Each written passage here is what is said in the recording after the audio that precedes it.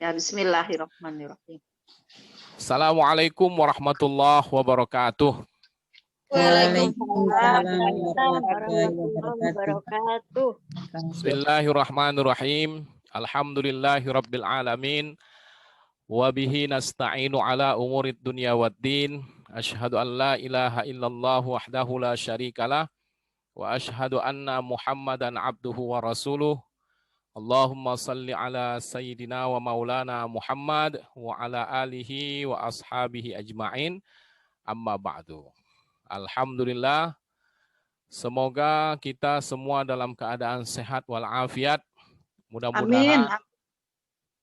Mudah-mudahan majelis kajian virtual kita ini dilimpahi keberkahan oleh Allah Subhanahu wa taala. Mudah-mudahan ilmu yang kita dapatkan di majelis ini mendapatkan ridha Allah sehingga dapat kita amalkan dalam kehidupan kita sehari-hari. Sebentar saya rapikan ini, gambar saya tidak muncul nih.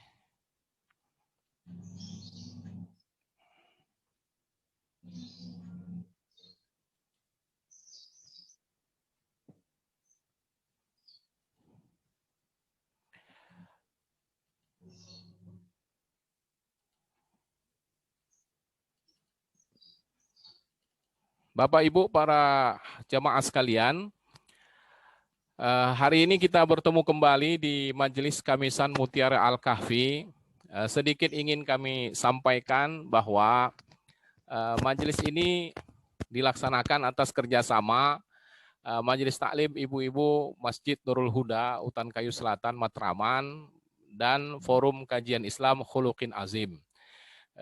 Sebuah lembaga dakwah ya yang fokus menyelenggarakan kajian-kajian keagamaan yang kebetulan kami sebagai koordinatornya. Memang awalnya pengajian ini pesertanya kebanyakan dari ibu-ibu anggota Majelis Taklim Nurul Huda. Namun dalam perkembangannya kami luaskan untuk umum agar syiar kajian ini bisa tersampaikan dan menjangkau siapapun yang berminat lah untuk menambah ilmu pengetahuan agamanya. Dan dinamakan Kamisan karena kajian ini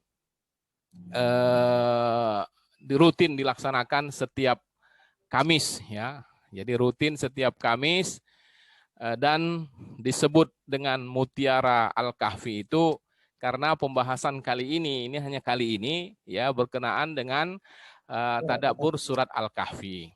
Ya, kita memilih surat Al-Kahfi ini mengingat surat inilah selain surat Yasin ya yang kita biasa tahu, termasuk yang sering dibaca oleh kita kaum muslimin setiap malam, yaitu atau hari Jumat ya, kebetulan nanti malam berarti ya.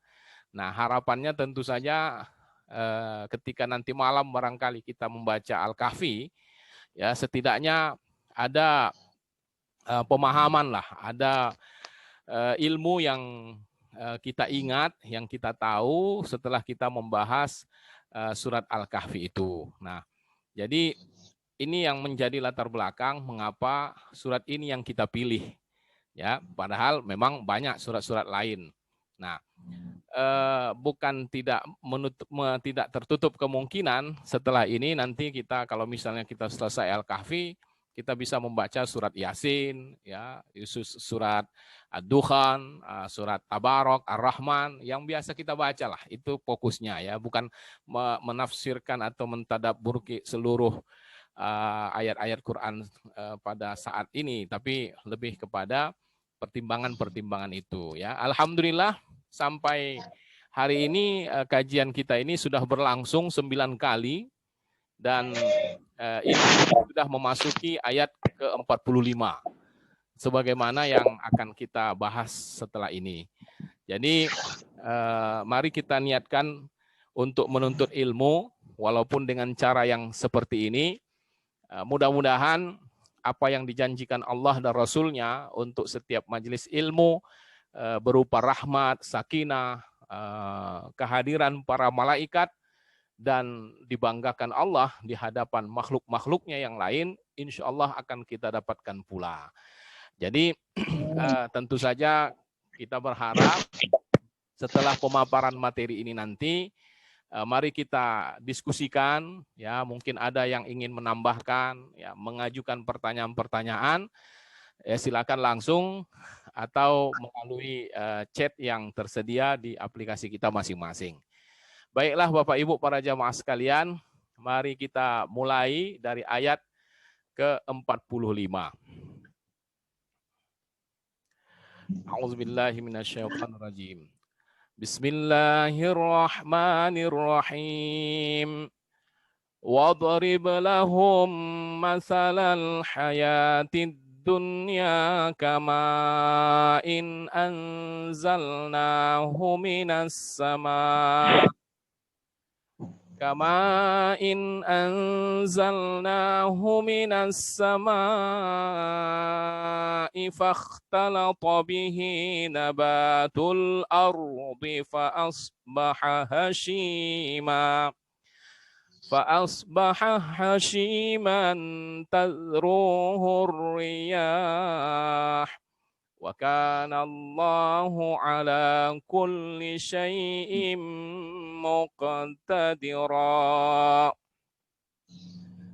Sadaqallahul azim. Ayat ini masih berkenaan tentang orang-orang kafir yang sebelumnya diceritakan mereka begitu sombong dan angkuh terhadap harta-harta yang mereka miliki. Ayat-ayat itu juga seperti sebelum ini memberikan perumpamaan yang bersifat individu. Kita sebelum ayat ini diceritakan ada dua orang, ya, yang satu diberi nikmat, yang satu diberikan kekayaan, tapi dia kufur, sedangkan yang seorang yang mukmin tapi tidak diberikan kenikmatan duniawi itu. Nah, itu boleh dikatakan sebuah perumpamaan yang bersifat individu. Oleh sebab itu kita bisa bandingkan dengan ayat 45 ini, ya, ketika Allah memaparkan perumpamaan yang bersifat umum, ya, menyangkut orang-orang yang hidup di dunia ini.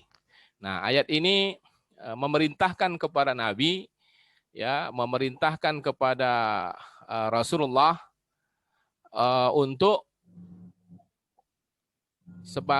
sebagai peringatan, ya, kembali agar janganlah merasa hebat sehingga tidak pantas bersama orang lain yang kedudukannya lebih rendah hanya gara-gara kelebihan-kelebihan yang bersifat duniawi itu. Nah, oleh sebab itu kemudian sekali lagi ayat ini memerintahkan kepada Rasulullah untuk menggambarkan perumpamaan kepada orang-orang kafir, ya, kepada sahabat-sahabat yang ada pada saat itu, untuk meyakinkan kepada mereka bahwa apa yang mereka miliki dari kemewahan duniawi itu sesungguhnya tidaklah patut menjadi sesuatu yang dibanggakan sehingga menimbulkan keangkuhan terhadap orang lain. Nah, itulah yang kira-kira ingin disampaikan dalam ayat ini. Jadi dikatakan di sini, dan berilah juga perumpamaan kepada mereka, ya, kepada selain perumpamaan dua orang yang tadi diceritakan, maka kali ini Nabi disuruh untuk menceritakan atau menggambarkan perumpamaan yang berikutnya yang bersifat umum. Makanya perumpamaan kepada mereka di sini ditujukan kepada manusia secara keseluruhan lah, khususnya para pendurhaka, ya. Pendurhaka itu artinya mereka yang diberikan nikmat oleh Allah tapi tidak menjadikan mereka dekat kepada Allah. Nah, perumpamaan apa yang mau disampaikan kepada mereka? Kehidupan dunia. Ya, bahwa kehidupan dunia ini adalah sebagai air yang kami turunkan dari langit, kata Allah. Ya, air yang diturunkan dari langit tentu yang dimaksud adalah air hujan. Maka bercampurlah dia dengannya. Artinya air hujan itu menyirami bumi ini, menyirami tumbuhan-tumbuhan, lalu dia bercampur ya air tadi dengan tanah, di mana tanah itu ada tumbuhan-tumbuhan. Jadi bercampurlah dengannya tumbuhan-tumbuhan. Maksudnya air tadi menyirami tumbuhan. Nah, yang membuat tumbuhan itu tentu saja akan subur, ya subur dan menghijau.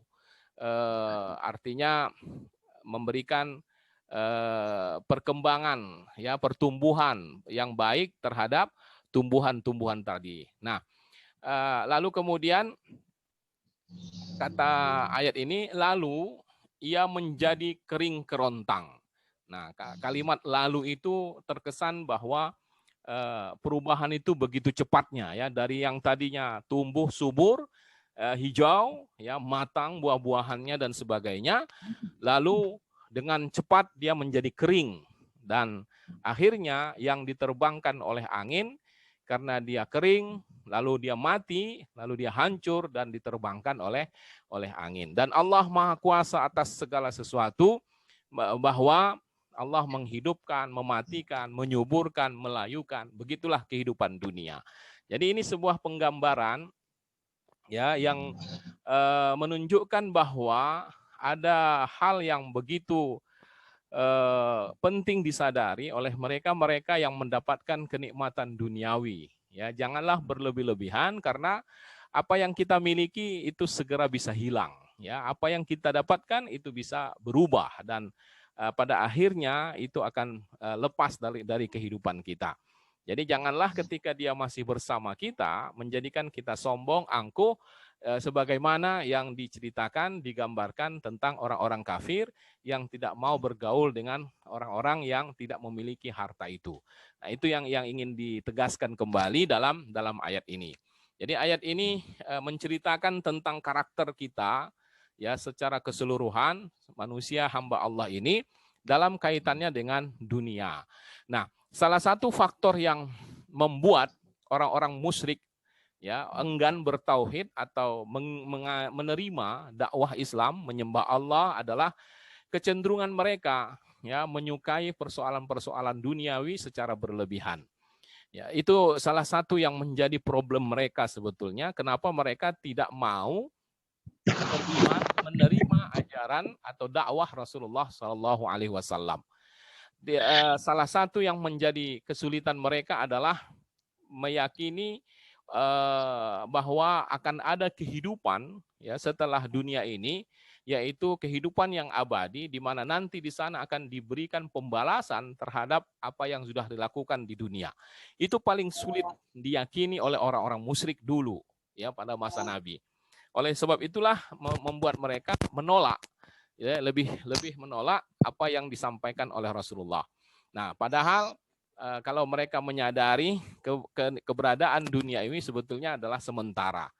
Seperti yang digambarkan dalam ayat itu, ya, seperti tumbuhan yang subur atau perkebunan yang subur pada satu masa, kemudian mengalami kekeringan pada masa yang lain. Dan Nabi kemudian diminta oleh Allah untuk menasehati, ya, membimbing umatnya, mengingatkan agar tidak seperti orang-orang musyrik itu.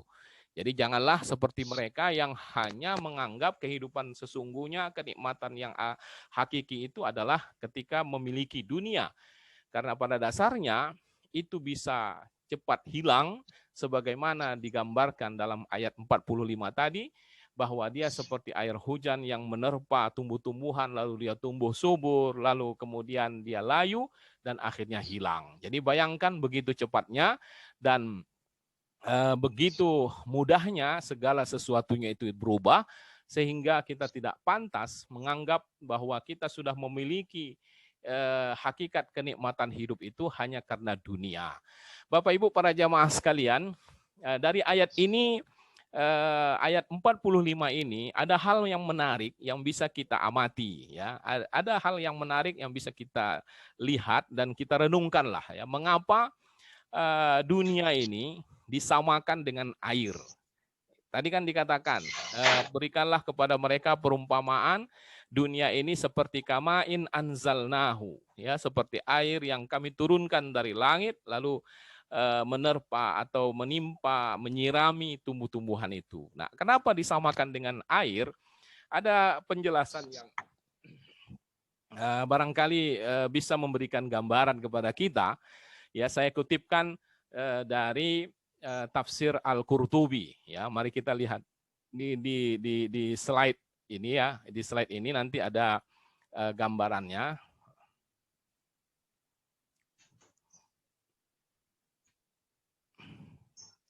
Nah, di sini waqalatil hukama, ya, para ahli hikmah berkata, innama syabbaha ta'ala dunya bil ma'i, Allah menyamakan dunia itu dengan air. Kenapa? Li'annal ma'a la yastaqirru fi mawdi'in.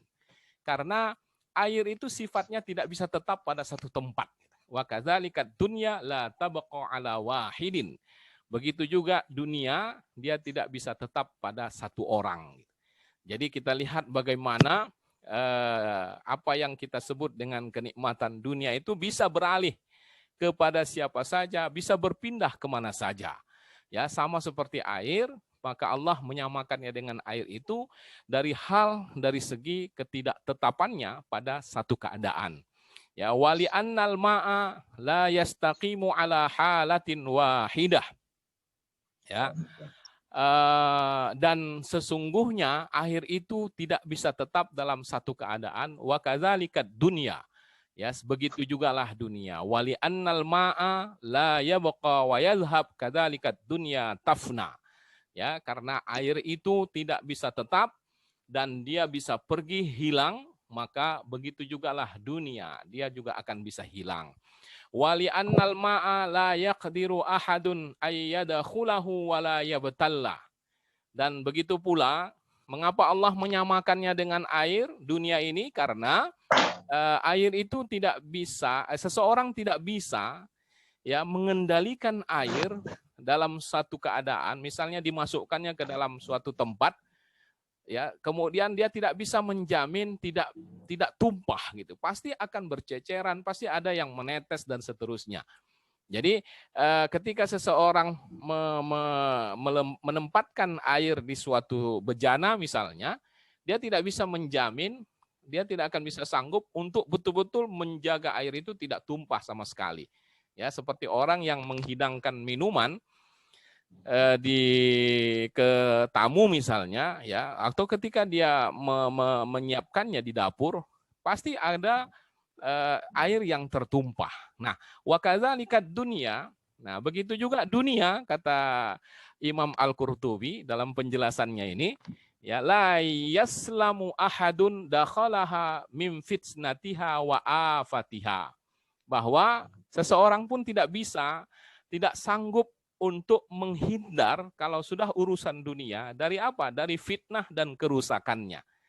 Ya, jadi sebagaimana kita tidak bisa mengkondisikan air sama sekali tidak tumpah, begitu jugalah ketika kita terjun ke dunia ini, maka tidak ada yang bisa menjamin dia akan bisa selamat dari fitnah dunia, begitu juga dengan keburukan-keburukannya. Nah, jadi itulah mengapa disamakan Allah dalam ayat ini dunia itu dengan air, ya. Wali annal ma'a, begitu juga alasannya itu adalah karena air itu idza kana biqadrin kana nafi'an mumbita, ya, apabila dia dalam ukuran ukuran tertentu, ya, ukuran yang wajar, katakan air itu, maka dia bisa bermanfaat. Dia bisa menumbuhkan, ya, membuat tanaman-tanaman menjadi subur misalnya. Itu dalam kondisi dia wajar, ya, dalam batas yang wajar. Itu air. Nah, wa idza jawazal miqdara kana darran muhlika. Ya, begitu juga apabila dia melewati batas ukuran yang wajar, maka darran muhlika kana darran. Dia akan membuat rusak.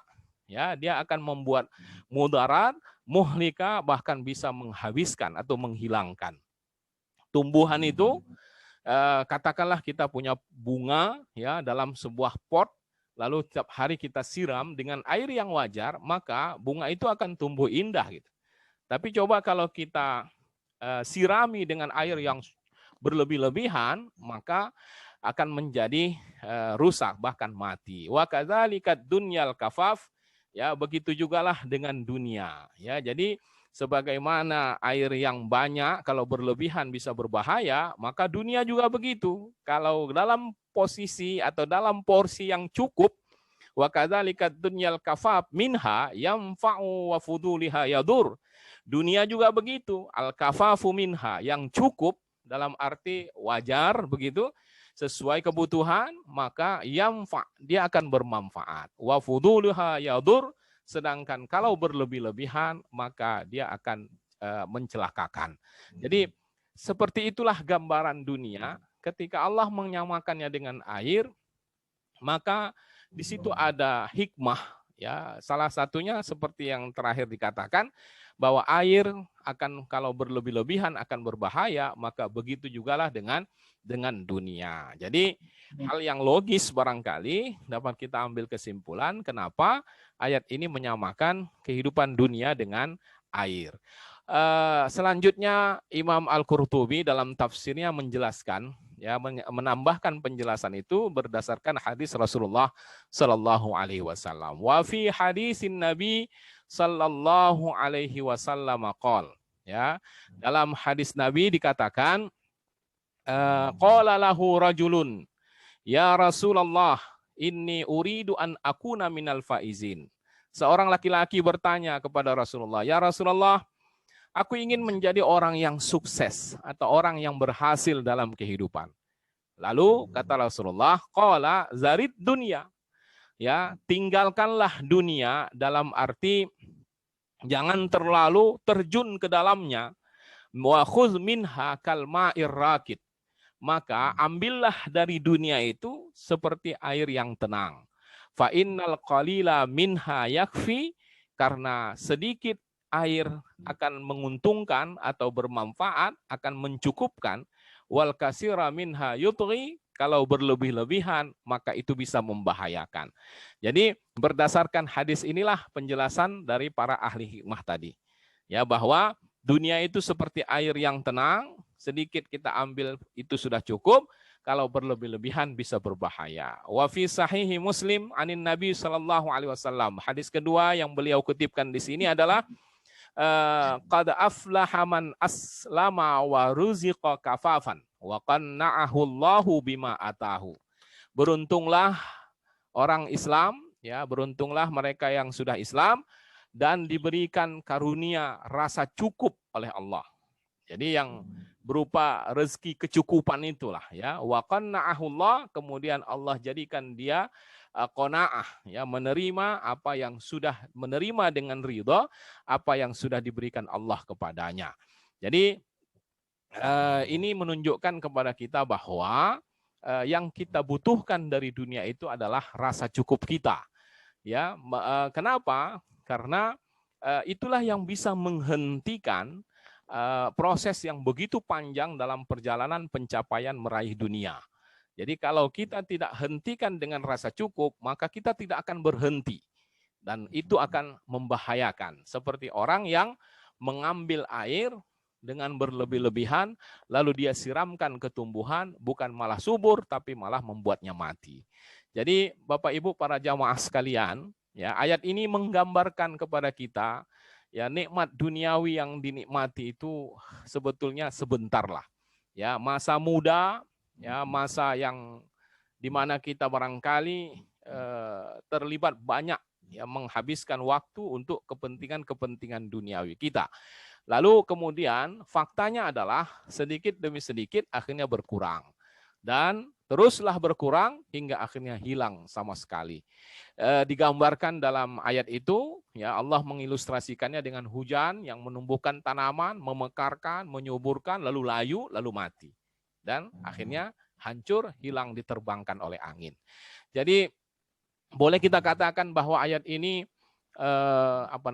menggambarkan kehidupan dunia yang sangat singkat, ya, sangat singkat, ya, sehingga kita haruslah menyadari bahwa apa yang kita miliki saat ini itu sebetulnya mudah sekali akan hilang dan berpindah kepada orang lain atau kepada yang lain. Nah, inilah yang bisa kita lihat betapa dalam penjelasan ayat-ayat ini, ayat 45 ini menunjukkan proses yang begitu cepat tadi. Bahkan kalau kita perhatikan ya, dalam ayat ini Allah hanya menggambarkannya dalam menggambarkan perubahan yang cepat itu dalam 3 kalimat saja, ya. Dalam 3 kalimat saja Allah menggambarkannya. Mari kita lihat, misalnya ayat itu ada 3 kalimat utama di situ menggambarkan bagaimana singkatnya dunia itu, ya. Hanya 3 kalimat, masing-masing 4 kata. Yang pertama, ma'in anzalnahu minas sama. Itu yang pertama, kalimat pertama. Fakhtalata bihi nabatul ard. Fa'asbaha hashiman tadruhur riyah. Ya, yang pertama kalimatnya adalah seperti air yang kami turunkan dari langit. Itu yang pertama. Ya, di situ Allah tidak menjelaskan. Langsung saja dikatakan ayat pada potongan kalimat berikutnya, fakhtalata bihi nabatul ard. Lalu dia bercampur dengan tumbuh-tumbuhan yang ada di bumi. Jadi dalam ayat ini Allah langsung menyebut ketika air yang dikatakannya turun dari langit tadi, tidak lagi disebutkannya mengalir dulu ke sungai, mengaliri sawah dan kebun-kebun. Tidak lagi begitu, tapi langsung disebutkannya fakhtalata bihi nabatul ard. Ya, bercampur langsung dengan tanah. Padahal proses untuk sampai ke tumbuh-tumbuhan yang ada di sekitar kita kan tentu melalui aliran-aliran sungai dan sebagainya. Itu satu gambarannya ya, menunjukkan betapa singkat betul urusan dunia ini. Kemudian digambarkan lagi fa'asbaha hashiman tadruhur riyah. Lalu kemudian Allah katakan potongan kalimat yang ketiga, ya, kalimat ayat yang ketiga itu, lalu dia jadikan tumbuh-tumbuhan itu menjadi kering kerontang. Nah, tidak lagi diceritakan bahwa setelah dialiri oleh air, tumbuhan itu kan harusnya hijau dulu, tumbuh kembang dulu, ya, menghasilkan dulu, baru lama-lama kan matang. Tapi tidak, ini begitu dikatakan air turun dari langit bercampur dengan tanah, lalu digambarkan bahwa membuat tumbuh-tumbuhan menjadi layu dan seterusnya. Jadi banyak hal yang tidak disebutkan, itu mengesankan bahwa proses dunia itu begitu cepatnya sesungguhnya. Jadi dunia ini sebetulnya singkat, sehingga tidaklah pantas kita bersikap seperti orang-orang kafir itu yang merasa bangga, ya, merasa hebat dengan kepemilikan dunia yang mereka miliki. Apa yang kita dapatkan sekarang begitu cepatnya berubah, sebagaimana Allah menggambarkan perubahan yang cepat seperti yang digambarkan dalam ayat 45 ini. Jadi ayat 45 ini menjelaskan kepada kita, mengungkapkan sebuah kenyataan bahwa memang singkat dunia, sehingga kita harus berhati-hatilah dalam kehidupan di dunia ini.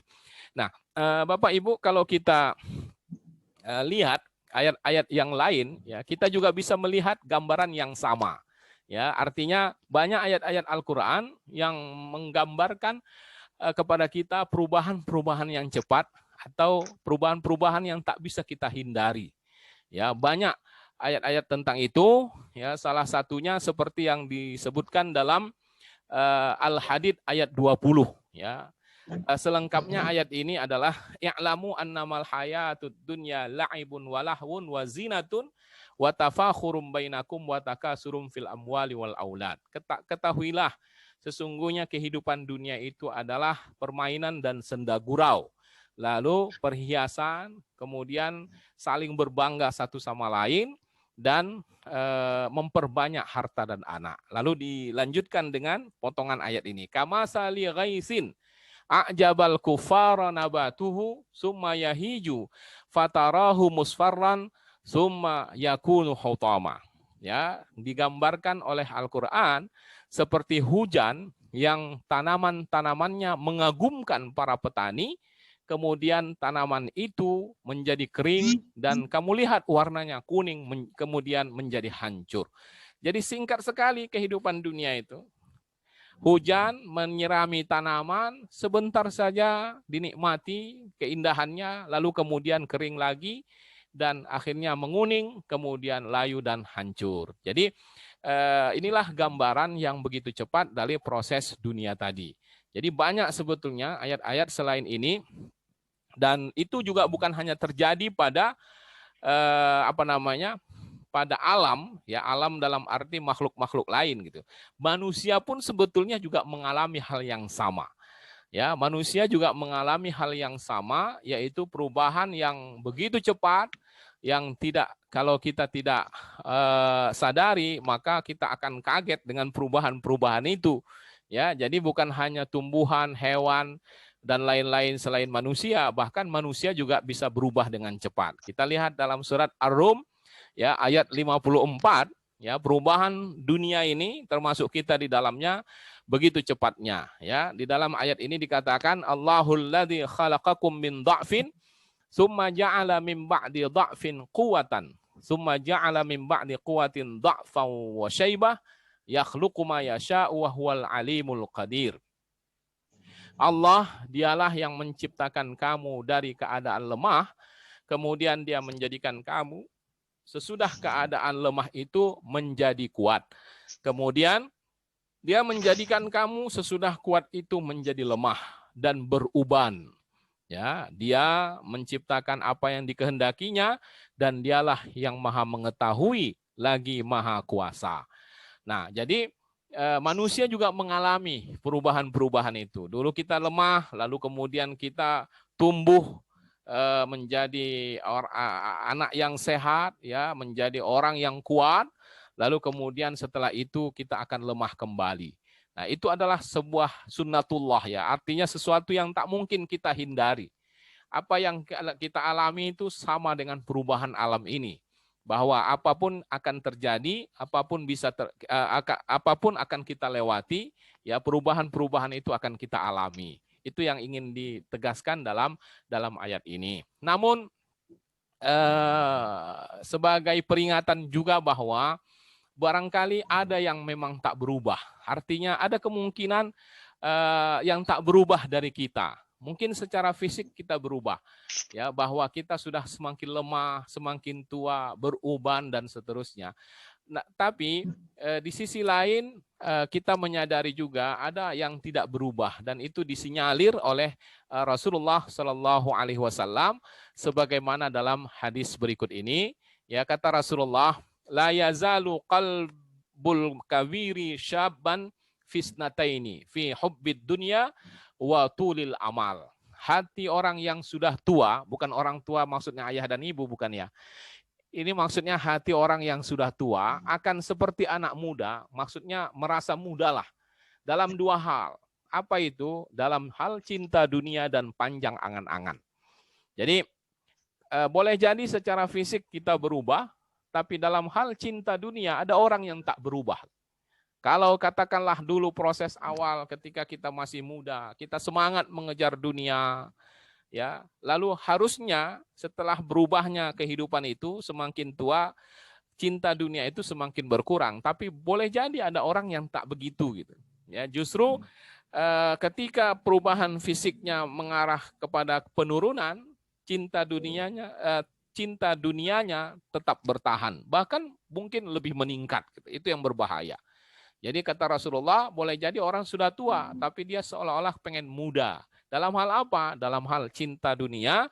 Lalu kemudian yang kedua, watulil amal, dan panjang angan-angan. Panjang angan-angan itu artinya masih berharap seperti dulu waktu muda gitu, ya. Dalam hal duniawi, dalam hal sesuatu yang sifatnya kenikmatan materi, ya, kenikmatan lahiriah, itu yang berbahaya.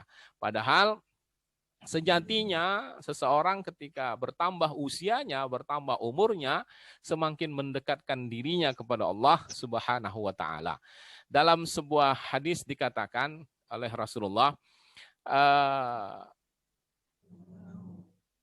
untuk sebuah kesalahan yang sama, ya, ada perbedaan hukuman atau kecaman Allah terhadap orang ketika dilakukannya dalam usianya yang sudah berumur lah, yang sudah tua gitu.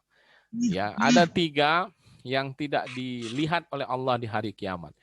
Yaitu salah satunya adalah asyayyibuz zani. Ya, asyayyibuz zani itu artinya orang tua yang berzina. Artinya orang tua yang masih terus maksiat, yang belum juga mau taat kepada Allah. Kalau anak muda belum taat, dibanding orang tua yang juga belum taat, maka lebih besar dosa orang yang sudah tua gitu. Itu kira-kira maknanya itu. Kenapa? Karena orang tua ini belum taat juga, padahal dia sudah di ujung kematiannya. Ya, secara adatnya tentu yang tua lebih duluan begitu ya, walaupun tak selalu. Tapi seharusnya ketika bertambahnya usia, dia harusnya lebih fokus untuk mempersiapkan kehidupannya untuk di masa yang akan datang. Sehingga kalau dia belum juga taat, belum juga taubat kepada Allah, maka itu akan berbahaya bagi dirinya. Dan itu adalah sebuah keburukan dan bahaya sehingga akan menjadikan dia durhaka kepada Allah di akhir hidupnya. Jadi itu sebagai peringatan tambahan kepada kita bahwa betapa singkatnya dunia ini digambarkan oleh Allah dalam ayat ini sebagai air yang diturunkan dari langit, kemudian akan membuat tumbuhan menjadi subur, lalu secepat itu pula dia layu dan akhirnya hilang. Begitulah dunia ini cepat berubah, maka hati-hatilah kita, jangan terlalu tergila-gila dengan dunia, karena ini akan bisa membahayakan kehidupan kita. Itu ayat ke-45. Nah, berikutnya kita masuk kepada ayat yang berikutnya, yaitu ayat 46. Nah, ayat 46. Al-malu wal banuna zinatul hayatid dunya wal baqiyatus salihatu khairun 'inda rabbika thawaban wa khairun amala.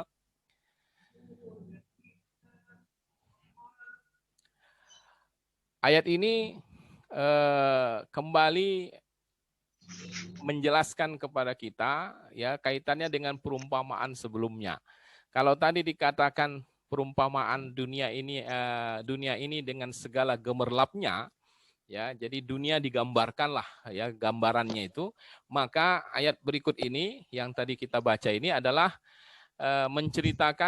menjelaskan dua hal dari hiasan dunia yang sering kali dibanggakan oleh manusia dan sering pula menjadikan orang lengah dan angkuh, ya, yaitu harta dan anak.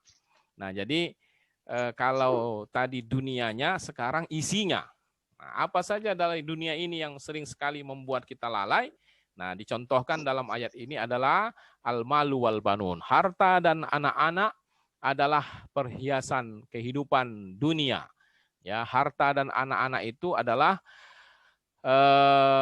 perhiasan dunia, ya, tetapi amalan-amalan yang kekal, ya, diartikan amalan-amalan itu karena apa yang kita sebut dengan yang kekal dan yang saleh itu tentu berkaitan dengan amal. Jadi makanya diterjemahkan di situ amalan-amalan yang kekal dan saleh. Jadi boleh dijelaskan seperti ini bahwa harta dan anak-anak adalah perhiasan kehidupan dunia, ya, dalam arti tidak ada yang abadi, ya, itu bisa memperdaya kita, tetapi amalan-amalan yang kekal lah yang bisa yang saleh, yaitu sesuatu yang kita lakukan sesuai dengan tuntunan agama, itulah yang lebih baik. Tentunya bagi kita baik pahalanya di sisi Tuhanmu serta lebih baik dan lebih diandalkan lah, lebih diharapkan untuk dijadikan sebagai pegangan, ya, sebagai harapan kita di akhirat nanti. Jadi ini ada semacam perbandingan lah ya, perbandingan harta dan anak mewakili kenikmatan duniawi. Itu semua dibandingkan dengan sesuatu yang kekal. Jadi berarti menunjukkan bahwa harta dan anak itu sesuatu yang tidak kekal. Maka yang lebih kita harapkan sesungguhnya adalah sesuatu yang kekal tentu saja.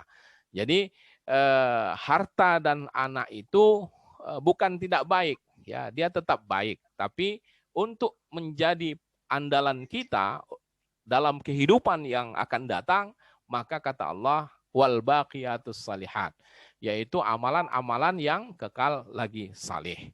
Bapak Ibu, pada ayat ini kita bisa lihat bahwa Al-Quran mengatakan al-malu wal banun zina. Ya, zina itu artinya perhiasan, ya, perhiasan.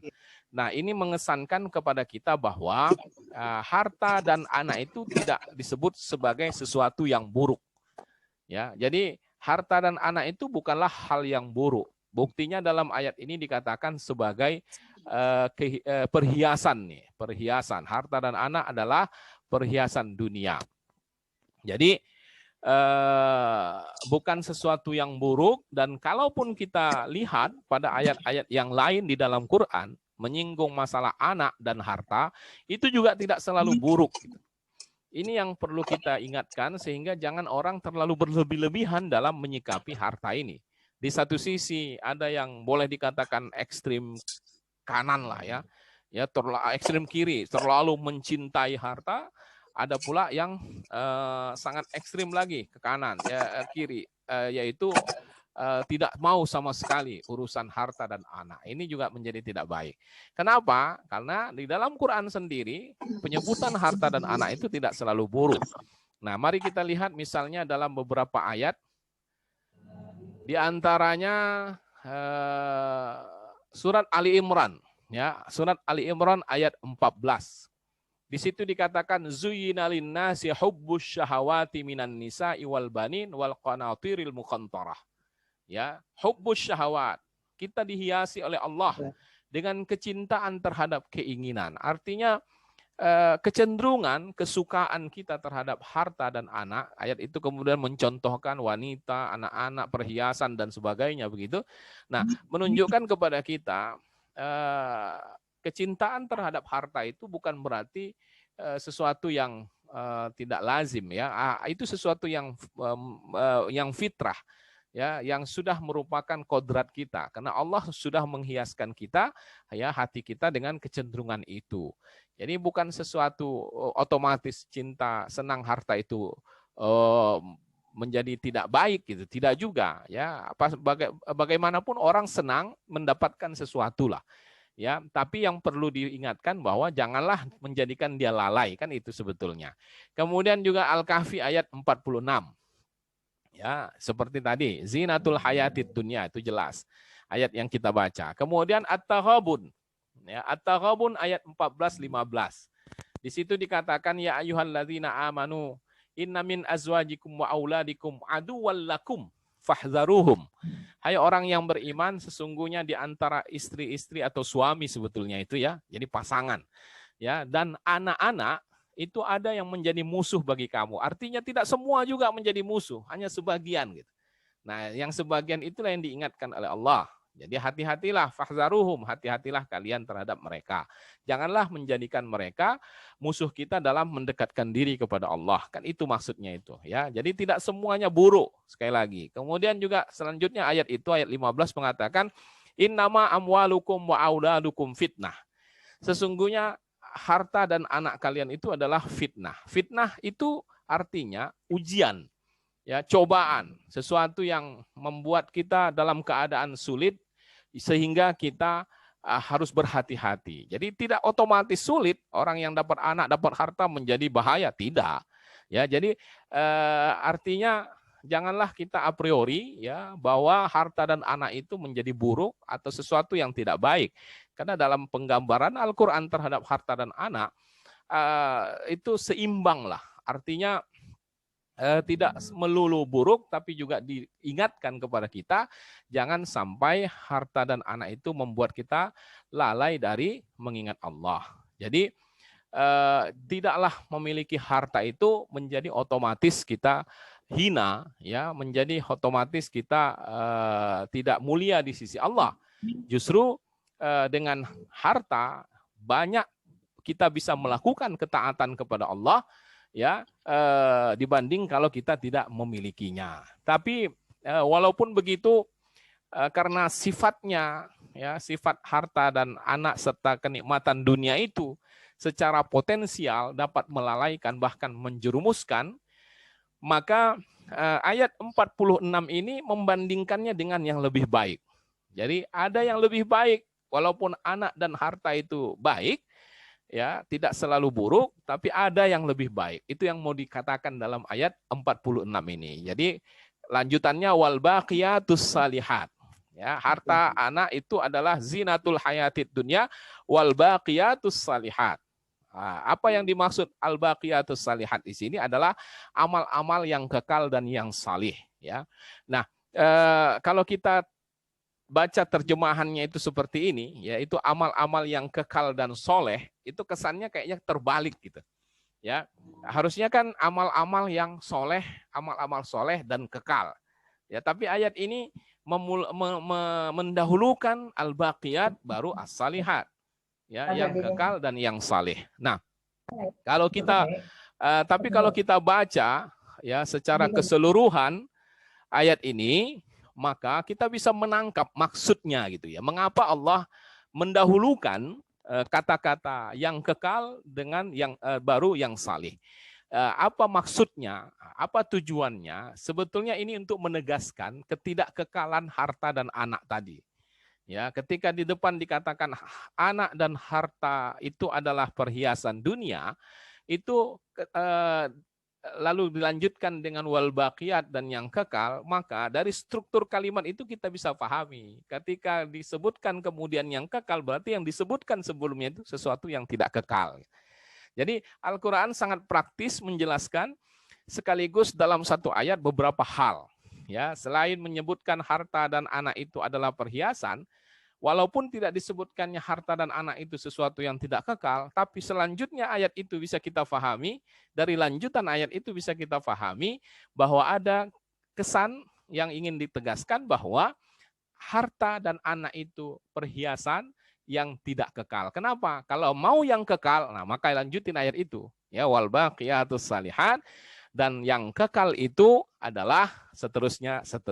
Jadi boleh dikatakan seolah-olah ayat ini mau mengatakan bahwa anak dan harta yang kalian banggakan itu ya adalah dua hal yang dapat diandalkan dan baik. Ya, yang namanya perhiasan kan berarti sesuatu yang positif lah. Ya, yang bermanfaat, tapi itu tidak kekal.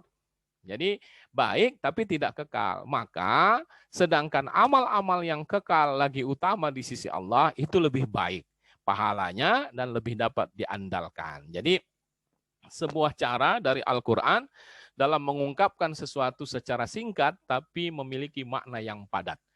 Ya, bahwa ketika tidak secara transparan dikatakan harta dan anak itu sesuatu yang tidak kekal, tapi dari kelanjutan ayat itu dapat dipahami bahwa ada sesuatu yang bisa kita jadikan sebagai pegangan. Apa itu? Yaitu yang kekal. Berarti yang sebelumnya tidak kekal. Dan itulah amal-amal yang salih. Nah, berkenaan dengan makna al-baqiyatus salihat itu sendiri, ada di dalam tafsir itu ada berbagai penjelasan. Ya, saya ingin kutipkan dalam kesempatan ini seperti yang dijelaskan, dikutipkan oleh Imam Fakhrul Razi dalam kitabnya Tafsir Mafatihul Ghaib. Ya, beliau setidaknya mengumpulkan ada 4 makna, ya, ada 4 penjelasan tentang wal baqiyatus salihat, yang kekal dan yang saleh. Yang pertama, ini dikatakan oleh beliau sebagai pendapat jumhur, ya. Dalam tafsir Qurtubi juga dikatakan ini pendapat mayoritas ulama bahwa wal baqiyatus salihat di sini maksudnya adalah zikir, yaitu ucapan subhanallah walhamdulillahi wala ilaha illallah wallahu akbar. Jadi kalimat zikir ini yang dikatakan lebih baik, ya, lebih kekal dibanding harta dan anak itu. Nah, selanjutnya dalam kitab itu diterangkan bahwa mengutip Imam Al-Ghazali, setiap kita membaca subhanallah walhamdulillah wala ilaha illallah wallahu akbar, akan ada pahala yang bertambah gitu. Kalau kita baca subhanallah pahalanya 10, walhamdulillah bertambah terus dengan kelipatannya. Nah, itu menunjukkan semakin kita memuji Allah, mulai dari subhanallah, walhamdulillah, wala ilaha illallah, lalu Allahu Akbar, maka dia akan menjadi lebih besar pahalanya. Ini yang dikatakan oleh Imam Fakhrul Razi sebagai makna dari wal baqiyatus salihat. Itu yang pertama. Yang kedua, ada yang juga memaknai, yang dimaksud di situ adalah sholat 5 waktu. Ya, sholat 5 waktu, zuhur, asar, maghrib, isya, subuh. Itulah yang dimaksud dengan amal yang salih, amal yang kekal, dan yang salih. Lalu ada juga yang berpendapat perkataan yang baik. Ya, jadi wal baqiyatus salihat itu adalah perkataan yang baik. Ya, dalam ini mengutip apa namanya? Ini mengutip apa namanya ya? Firman Allah Al-Hajj ayat 24. At-tayyibu minal qaul, ya, at-tayyibu minal qaul, artinya perkataan yang baik. Wahudu, ayatnya itu wahudu ila tayyibi minal qaul, ya. Jadi itu satu pendapat. Kemudian pendapat yang terakhir yang beliau kutipkan dalam tafsirnya adalah ya, itu setiap ucapan dan perbuatan yang mengantarkan seseorang untuk pengenalan kepada Allah, kecintaan dan pengabdian kepadanya. Itu yang disebut dengan al-baqiyatus salihat. Ada 4 pendapat di sini. Kalau kita lihat satu persatu, pada dasarnya ini semua sebuah rangkaian atau satu rangkaian dari perbuatan-perbuatan salih. Ada yang berupa perbuatan, ada yang berupa tindakan, ada yang berupa ucapan. Nah, dari sini kita bisa pahami dari seluruh makna ini bahwa wal baqiyatus salihat itu artinya adalah seluruh kebaikan lah. Ya, seluruh amal yang kita lakukan karena Allah itu yang disebut dengan salih, dan sesuatu yang kita lakukan itu sesuai dengan tuntunan agama. Jadi apapun yang kita lakukan karena Allah dan sesuatu itu sesuai dengan perintah Allah atau sejalan dengan perintah Allah, maka itulah yang kita sebut dengan wal baqiyatus salihat. Jadi tidak hanya terbatas katakanlah zikir, karena itu adalah hal yang salih berkenaan dengan ucapan, tapi juga ada sesuatu yang berupa tindakan, ya, berupa salat, kemudian dan seluruh aktivitas, ya, aktivitas kehidupan kita, baik yang berhubungan dengan hak Allah, ya, dalam hal kewajiban kita hanya hubungannya kepada Allah, atau dalam hal dalam penunaian hak kita terhadap sesama manusia. Jadi apa yang diperintahkan oleh Allah itu ada 2 jenis. Yang pertama yang berkaitan dengan hak Allah, yang kedua berkaitan dengan hak hamba Allah. Jadi yang berkaitan dengan hak Allah itu artinya sesuatu yang kita lakukan dalam hubungannya hanya kepada Allah. Tak ada hubungan dengan manusia. Salat misalnya, ya, itu kan hubungan kita hanya dengan Allah. Ibadah-ibadah yang secara khusus hubungannya kepada Allah. Dan ada juga kewajiban kita atau perintah-perintah agama ini yang berhubungan dengan hak-hak sesama manusia. Itu disebut dengan hak hamba Allah. Ya, seperti kewajiban kita mendidik anak, ya, seperti mencari nafkah untuk keluarga, itu kewajiban kita, tapi itu hubungannya dengan sesama hamba Allah. Nah, apapun itu, ya, baik yang berhubungan dengan Allah maupun yang berhubungan dengan hak Allah, hak sesama hamba Allah, maka itu sebuah amal salih, itu bisa menjadi salih kalau semuanya itu kita niatkan semata-mata karena Allah. Jadi seharusnya seperti itu. Jadi itulah yang kita katakan sebagai wal baqiyatus salihat. Segala sesuatu baik yang berhubungan dengan hak Allah maupun sesama hamba Allah yang kita lakukan yang berkenaan dengan hak-hak Allah maupun hak sesama hamba Allah. Jadi gitu.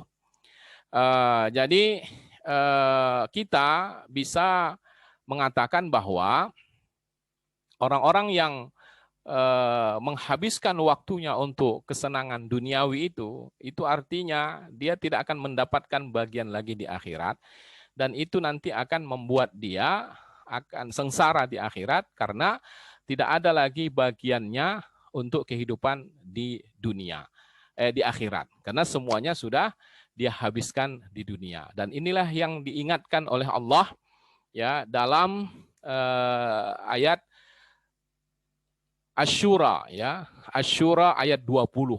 Kata Allah, "Man kana yuridu harsal akhirati nazid lahu fi harsih. Wa man kana yuridu harsad dunya nu'tihi minha wa ma lahu fil akhirati min nasib." Artinya, siapa yang menghendaki keuntungan di akhirat akan kami tambah keuntungan itu baginya. Dan siapa yang menghendaki keuntungan di dunia, kami berikan kepadanya sebagian dari keuntungan itu, ya, dan tidak ada baginya suatu bagian pun di akhirat. Jadi Allah tetap memberi, ya, sejauh mereka berusaha tetap diberikan apa yang mereka minta. Tapi kalau itu semata-mata duniawi, maka dia siap-siaplah tidak akan mendapatkan apapun nanti di akhirat, karena dia tidak gunakan dunia itu untuk mempersiapkan dirinya untuk kebahagiaannya di akhirat. Sedangkan mereka yang berusaha dalam kehidupannya dengan berfokus kepada akhirat, maka dialah orang-orang yang akan beruntung dan bahagia, yang akan mendapatkan kenikmatan akhirat.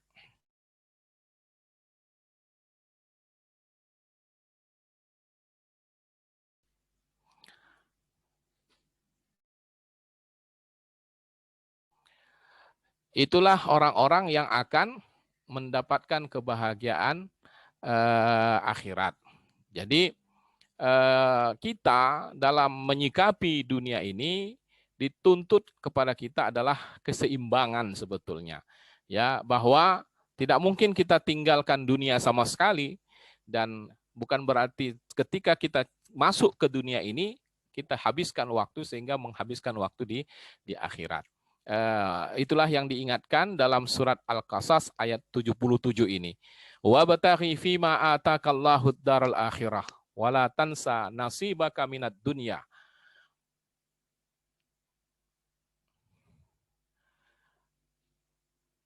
Dan carilah apa yang telah dianugerahkan Allah kepadamu, ya, berupa kebahagiaan akhirat, dan janganlah kamu melupakan dari kenikmatan bagianmu dari kenikmatan dunia.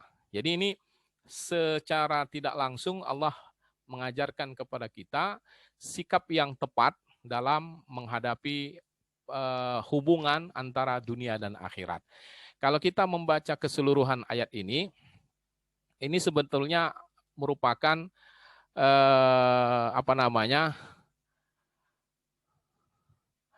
ini sebetulnya merupakan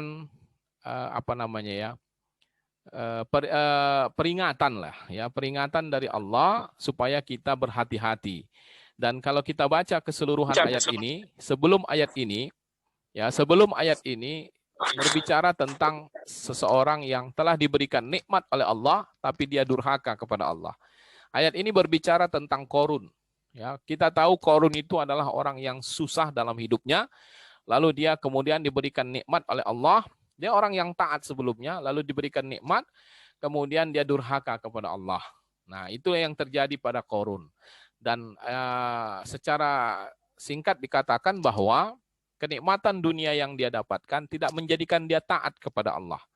Jadi sederhananya kita bisa katakan bahwa bagaimana cara menyeimbangkan dunia dan akhirat, bahwa dengan segala apapun yang kita miliki, ya, seperti yang diingatkan dalam ayat ini, bahwa dengan segala apapun yang kita miliki di dunia ini menjadikan kita taat kepada Allah. Itu saja intinya.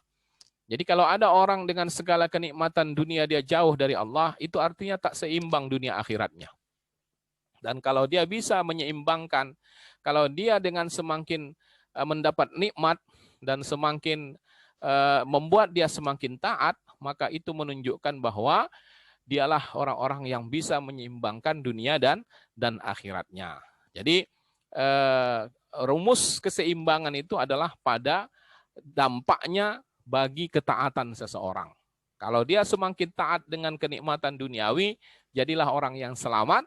Kalau tidak, maka dia akan celaka. Jadi Bapak Ibu para jamaah sekalian, inilah yang bisa kita baca dalam ayat-ayat ini, ya, ayat 45 dan 46. Jadi kesimpulan sementara adalah ayat ini berbicara tentang betapa buruknya sikap-sikap orang-orang yang cenderung kepada duniawi dan menyombongkannya. Itu yang pertama.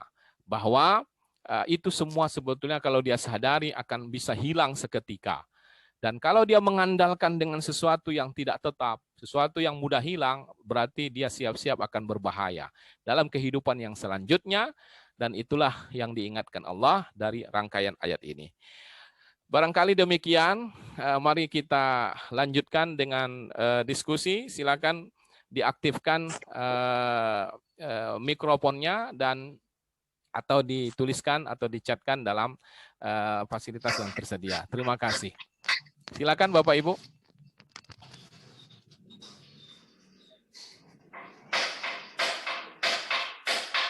Kanan. Nanya ayo. Kanan.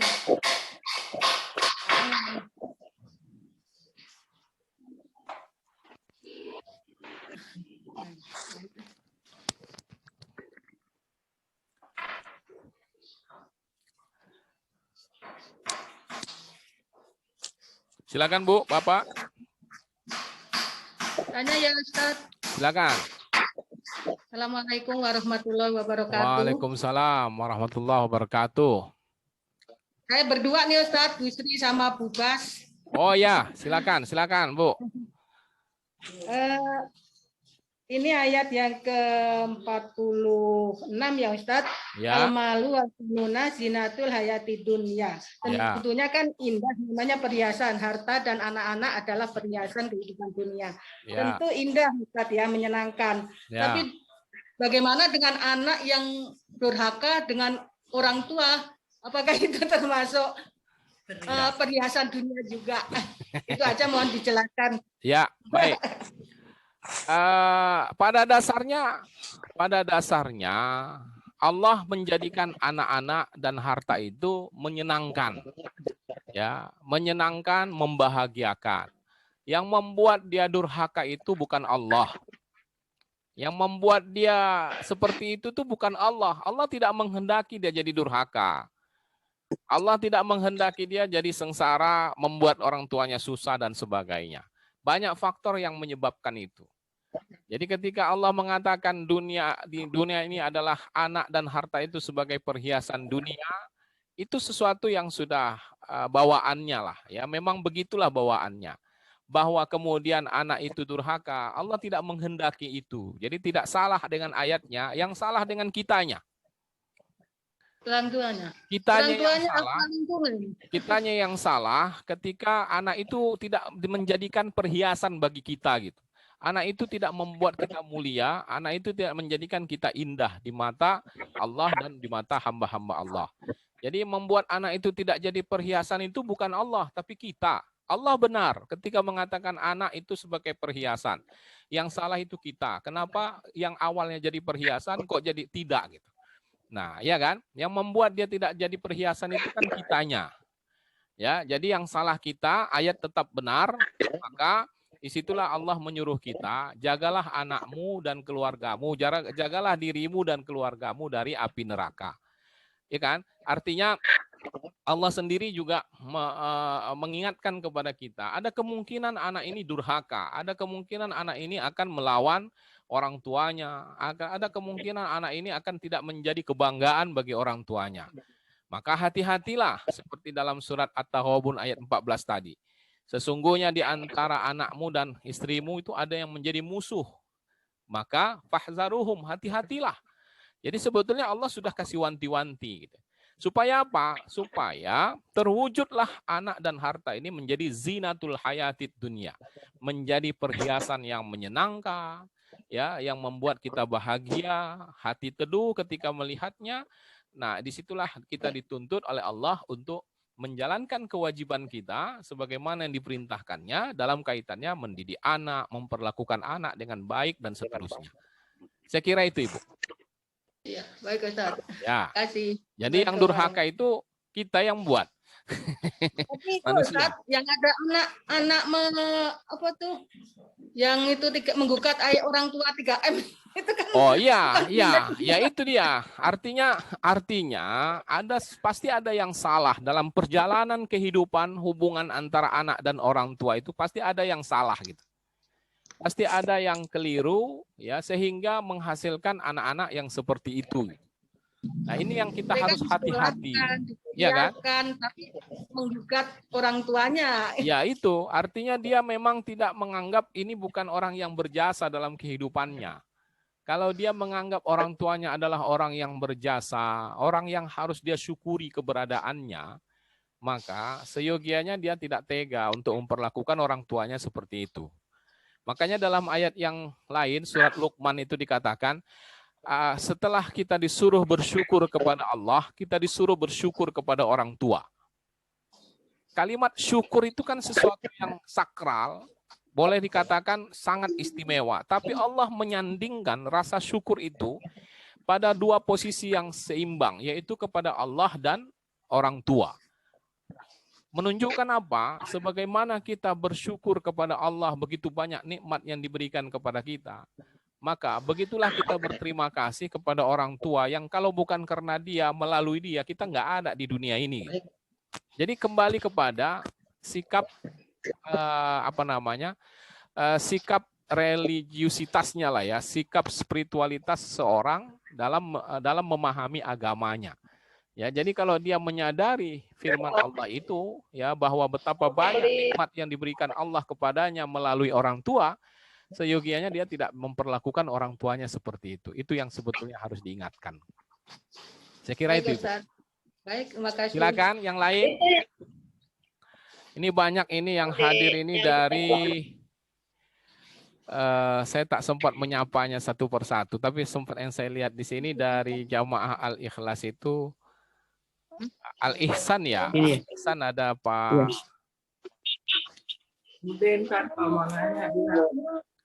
Ya, silakan. Ada lagi? Assalamualaikum. Waalaikumsalam. Ini dengan Ibu Diran. Bu Diran. Ya, silakan Bu. Mau nanya, Tat. Enggak mau, kalau puasa sunat Rajab itu berapa hari? Oh, ini masalah Rajab. Jadi gini. Sebetulnya secara khusus tidak ada puasa Rajab. Tapi kalau mau berpuasa di bulan Rajab tidak dilarang. Jadi kalau Ibu tanya berapa lama puasa Rajab, ya sepanjang bulan Rajab itu Ibu puasa juga nggak apa-apa gitu loh. Ya, jadi kalau Ibu tanya berapa lama puasa Rajab, sepanjang bulan Rajab kita boleh puasa. Tapi kalau terus-menerus tak ada selang waktu, itu tak baik juga. Jadi maksimal puasa Rajab yang puasa sunnah yang kita lakukan itu kelang 1 hari lah ya, satu hari puasa, 1 hari tidak. Nah, tapi kalau dikatakan puasa Rajab dalam pengertian seperti kita puasa Syawal, seperti puasa Arafah, begitu itu tidak ada puasa Rajab itu. Ya, tapi kita bukan berarti puasa sunnah di bulan Rajab dilarang, tidak. Pahalanya insyaallah akan lebih banyak dibanding puasa di bulan lain, mengingat kemuliaan bulan Rajab itu sendiri. Ya, karena bulan Rajab itu juga bulan yang mulia, maka puasa apapun yang Ibu kerjakan di bulan Rajab pahalanya lebih banyak. Misalnya ada kita mau mengqadha puasa di bulan Rajab ini. Ya, ada puasa kita yang tertinggal. Kita qadha di bulan Rajab.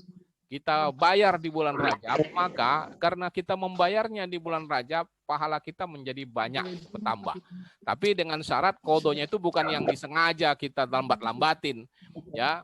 Padahal Ramadan yang lalu ketinggalannya. Terus kenapa tak segera diqadha? Ntar aja kalau ketemu bulan Rajab. Kelamaan, Ibu. Itu namanya kelamaan. Jadi artinya puasa apapun, Ibu puasa Senin Kamis biasa di bulan-bulan yang lain, lalu Ibu lakukan di bulan Rajab, pahalanya lebih banyak. Puasa apa lagi? Puasa Ayyamul Bid, ya 13, 14, 15. Itu juga akan menambah pahala ketika kita lakukan di bulan Rajab. Saya kira begitu, Ibu. Ya, makasih, Tat. Sama-sama. Assalamualaikum warahmatullahi. Ada Bang Bakti. Assalamualaikum, Ustaz. Ada, silakan. Mau tanya, Ustaz. Assalamualaikum. Ada Pak Samsul Hadi ini dari Cempaka Putih. Apa kabar, Bapak? Silakan. Ya, silakan, Bu. Ya. Ibu Ningsih. Menyambung yang tadi itu, ya. Ustaz. tentang Ya. puasa itu.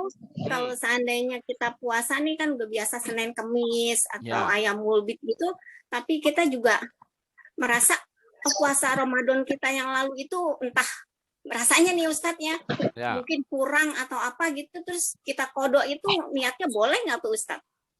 Kalau memang yakin kita bahwa apakah ada yang tinggal atau tidak, gitu, nggak yakin, masih perkiraan saja. Aduh, jangan-jangan kemarin ada yang tinggal. Itu sebetulnya tak perlu lagi dipikirkan. Kalau dia sudah lewat masanya, apapun yang kita ragukan itu tak perlu lagi dipertimbangkan. Jadi kalau Ibu tadi katakan waktu Ramadan yang lalu jangan-jangan ada yang ketinggalan, lalu Ibu mengambil keputusan kita puasakan lagi lah, qadha sebagainya, itu bukan berarti salah, tapi itu boleh dibilang berlebih-lebihan gitu ya, berlebihan. Sama seperti orang sholat, ya, orang sholat, begitu dia selesai sholat, lalu dia ragu, ya, dia ragu gitu, tadi sudah selesai ya, udah selesai. Dia ragu, tadi kayaknya ada ya ketinggalan ya, ada nggak sih, ada yang nggak sih? Dia ada ragu, itu tak perlu lagi dipikirkan. Yang perlu dipikirkan itu kalau lagi sholat. Kalau lagi sholat Ibu ragu, baru Ibu betul-betul ambil keputusan. Tapi kalau sudah lewat, selesai urusannya, sudah keraguan-raguan setelah selesai itu tak dipandang lagi. Gitu. Kalau dipandang lagi bingung kita, nanti tak selesai-selesai kita sholat. Begitu kita selesai sholat, lalu tengah jalan nanti ragu kita, tadi begini nggak sih? Nanti lama-lama nggak jadi kita sholat. Nah, itulah agama itu, ya kan? Makanya begitu juga. Kalau Ibu mau mengerjakan puasa sunnah, udah kerjakan saja. Tak usah dikait-kaitkan dengan keraguan-raguan puasa yang lalu sah atau tidak, nggak usah. Ya, kenapa? Karena masing-masing sudah ada tuntunannya. Ya, sudah ada tuntunannya. Saya kira itu. Silakan, ada yang lain? Terima kasih Pak Ustadz. Sama-sama. Assalamualaikum. Waalaikumsalam. Ada Ibu Bulan Purnama, ada Ibu Farah, Pak Ilham Daeng dari Makassar ini. Ada Ibu Wahyuni, Endang Wahyuni. Silakan Ibu Nia, Ibu Asmawati. Waalaikumsalam. Ini Bu Bas ya? Bu Bas. Silakan Bu. Ya, silakan. Ini Ustaz nanya. Ya. Allah udah ngasih kenikmatan air hujan tadi. Ya. Ya kan Ustaz? itu Sebagian orang ya. menyalahgunakan dan merusaknya. Ya. Itu gimana Ustaz? Oke. Itulah yang dikatakan orang-orang yang tak mensyukuri nikmat. Ya, orang yang dikatakan mensyukuri nikmat itu begini. Apa yang diberikan Allah digunakan sesuai dengan tujuannya. Dalam ayat yang lain dikatakan dalam Al-Baqarah ya, saya mungkin ayat 20 kalau nggak salah atau 21. Coba kita cek sama-sama nanti. Huwallazi alladzi anzala lakum minas sama'i wa akhraja lakum minas samarati wa akhraja minas samarati rizqan lakum. Sebentar, saya mau cari apa ini ya. Jadi artinya apa yang Allah turunkan dari langit kemudian dengan air hujan itu tumbuhan segala macam itu adalah rizqan lakum ya, sebagai rezeki bagi kamu. Nah, dari situ sebetulnya secara tak langsung Allah menyebutkan apa yang menjadi tujuan dari Allah kasih nikmat berupa hujan dan ditumbuhkannya tumbuh-tumbuhan itu. Apa tujuannya? Rizqal lakum, sebagai rezeki. Ya, itulah tujuannya. Jadi kalau apa yang Allah berikan berupa hujan, tumbuh-tumbuhan dan segala macam kenikmatan itu tidak menjadi rezeki akibat ulah manusia, maka itu artinya dia telah menggunakan nikmat itu tidak sesuai dengan tujuannya. Disitulah kesalahannya. Nah, inilah orang-orang yang berbuat kerusakan di muka bumi. Ya, tentu dia salah, Ibu. Itu dia orang-orang yang tidak mendapat rahmat Allah. Wala tufsidu fil ardi ba'da islahiha wad'uhu khaufan wa tama'a. Ya, inna rahmatallahi qaribum minal muhsinin. Ya, janganlah kalian membuat kerusakan di muka bumi ini seperti yang Ibu contohkan tadi, air hujan yang menyebabkan justru karena perbuatannya menjadi banjir dan seterusnya misalnya lah gitu, maka hutan-hutan ditebangi sehingga menimbulkan tanah longsor dan bahaya bagi orang-orang yang di bawahnya, maka itu menunjukkan dia telah melakukan kerusakan setelah Allah sediakan dalam keadaan baik. Lalu di ujung ayat itu dikatakan inna rahmatallahi qaribum minal muhsinin, sesungguhnya rahmat Allah sangat dekat dengan orang-orang yang berbuat baik. Berbuat baik artinya apa? Menjaga apa yang diberikan oleh Allah dalam keadaan baik dan memanfaatkannya untuk kebaikan. Jadi orang itu sudah melanggar ayat itu, ya, ketika Allah melarang membuat kerusakan, tapi justru dia membuat kerusakan itu sendiri. Saya kira itu. Makasih Ustaz. Itu namanya nggak bersyukur ya Ustaz. Tidak bersyukurlah. Secara umum kita sebut tidak bersyukur. Tidak bersyukur itu artinya tidak menggunakan nikmat Allah sebagaimana yang diinginkan oleh Allah. Nah, samalah seperti kita katakanlah memberi seseorang motor misalnya ya. Ini motor Ibu berikan kepada seseorang dengan harapan dengan motor ini akan memudahkan dia untuk berangkat kerja atau pergi kuliah. Tapi di tengah perjalanan, ya dalam perjalanan selanjutnya, dia gunakan motor itu untuk kebut-kebutan gitu. Nah, ya kan? Lalu kita marah kan? Apa yang kita katakan kepada anak itu? Kamu itu memang tak pandai berterima kasih gitu. Nah, coba. Itulah kata-kata kita. Nah, itulah barangkali ketika Allah kasih kita nikmat, tapi kita tidak gunakan nikmat itu sebagaimana yang diinginkan. Ketika kita sakit misalnya, kita butuh sehat. Lalu Allah kasih sehat dengan harapan kita bisa taat beribadah. Tapi begitu kita sehat, kita tak gunakan kesehatan kita untuk taat, malah untuk maksiat. Itu namanya kita tidak bersyukur dengan nikmat kesehatan itu. Kira-kira begitulah contohnya. Silakan Ibu. Silakan Bapak. Yang lain. Ustaz. Ya, Ustaz. Assalamualaikum Ustaz. Waalaikumsalam. Ya, ini Ibu Asma, silakan. Iya. Jadi mengenai tadi ada Bapak sebut hadis ya, hadis riwayat Bukhari yang mengatakan hati orang tua itu yang maknanya seperti anak muda dalam dua hal. Betul. Dalam cinta dunia dan panjang angan-angan. Betul. Dan kami ini udah termasuk orang tua lah. Udah ya, sama, kita juga orang tua udah ini. Udah kepala lima semua ini. Silakan. Kadang-kadang ada perasaan itu, misalnya masih perasaan juga macam tentulah dalam keadaan COVID ini kita nggak bisa kemana-mana, nggak apa, jadi berencana lah kalau ini begitu angan-angan panjang lah Ustaz untuk hal dunia ini. Gimana itu Ustaz? Apa mesti nggak diladenin gitu? Gimana itu Ustaz? Baik, jadi begini. Ya, saya maksudnya itu begini barangkali ya. Hadis ini selengkapnya seperti ini, Bu. Ya, watulil amal dan panjang angan-angan. Amal itu angan-angan, yang dilarang itu panjangnya. Jadi terlalu panjang itu dalam arti sesuatu yang sebetulnya tak mungkin dicapai gitu loh. Makanya itu yang kadang-kadang tanpa kita sadari ya terjadi pada diri kita. Jadi kalau sekedar berkeinginan hal yang wajar itu tidak mungkin hilang walau setua apapun kita gitu loh.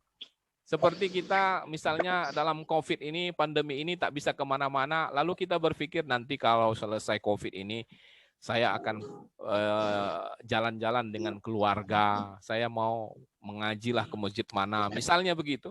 Itu baru sekedar angan-angan gitu loh. Ya. Tapi kalau kita berkeinginan sesuatu yang tidak mungkin, ya sebetulnya sesuai dengan ukuran kita, ya sesuatu yang membuat kita sulit dan susah dengan keinginan itu sudah dikatakan sebagai panjang angan-angan. Jadi kalau sekedar apa yang Ibu sampaikan itu baru angan-angan dan itu bukan berarti salah. Yang salah itu adalah panjang dalam arti sesuatu yang tidak bisa kita capai secara praktis atau menyulitkan kita sehingga kita harus memaksakan diri untuk itu. Nah, kaitannya dengan orang tua yang sepertinya kepengen muda, itu kan angan-angan gitu loh. Ya, sehingga dia harus oplas gitu, harus tarik kulitnya sana sini, harus dia kencangkan mana yang kendor dan sebagainya. Itu kan sesuatu yang menyusahkan sebetulnya. Hanya ingin supaya terlihat muda. Dan itulah yang bisa menjangkit pada orang-orang tertentu. Jadi Rasulullah mengingatkan itu gitu. Jadi ada kadang-kadang keinginan orang seperti itu. Kalau masih wajar-wajar saja, tak mengapa. Misalnya janganlah mentang-mentang kita sudah tua sehingga tak bersolek sama sekali. Nanti makin parah kelihatannya gitu loh. Iya kan? Iya kan? Iya, Tapi jangan pula berlebih-lebihan sehingga kita kepingin betul kelihatan seperti remaja lagi. Itu yang disebut panjang angan-angan gitu loh. Jadi kalau sekedar berhias, jangan juga seperti ketika ditanya oleh cucunya lah, boleh dibilang begitu ya, cucu ya, Nek, aku sih tak mau budak sedikit mau ngaji, biarkanlah udah tua ini, gitu. Sampai kelihatannya apa namanya tak berhias sama sekali, itu juga tidak kena ya, tidak tepat juga ya kan. Tapi janganlah berlebih-lebihan sehingga dia harus pergi ke dokter, dia harus betul-betul dipoles sana sini hingga segala macam rekayasa dia lakukan. Itu yang disebut dengan panjang angan-angan. Ya, jadi bukan hanya ibu-ibu aja ini, ya bapak-bapak pun juga ada yang begitu. Ya kan? Ya, sudah 70 tahun, sudah 80 tahun, sudah gaek lah kelihatan ya. Masih juga ingin kelihatan muda gitu. Ya, masih dalam pengertian kelihatan muda itu berlebih-lebihan lah. Ya, toh bagaimanapun bawaan itu kan nggak bisa dibohongin lah. Ya, bawaan itu kan nggak bisa dibohongi. Walaupun orang berdandan seperti anak muda, ya, tapi kalau dia memang sudah tua, bawaan itu tak mungkin sama dengan anak muda gitu. Ya, itulah yang harusnya disadari. Dan hal-hal yang seperti ini bisa tetap ada pada diri seseorang walaupun usia sudah tua. Itu yang dimaksud oleh Nabi. Saya kira itu Ibu Asmawati. Ya, istilahnya kita mesti tahu diri lah Ustaz ya. Ya, tahu diri dan jangan terlalu minder. Ya, lebih yang bersikap wajar sesuai dengan perjalanan usia kita lah gitu. Nah, ya kan?